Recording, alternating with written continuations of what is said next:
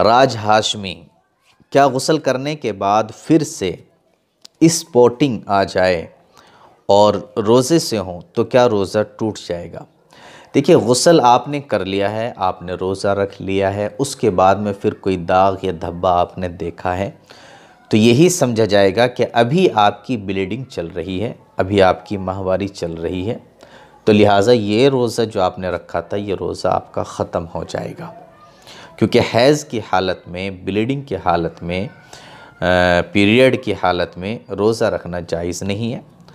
अब चूँकि आपने तो सोचा यही था कि ब्लीडिंग ख़त्म हो चुकी है, आपने गुस्ल वग़ैरह भी कर लिया था, लेकिन उसके बाद में फिर आपने कोई दाग या धब्बा देख लिया तो गोया कि यह हैज़ ही का शुमार होगा और अभी आपकी ब्लीडिंग मुकम्मल तरीके से बंद नहीं हुई है।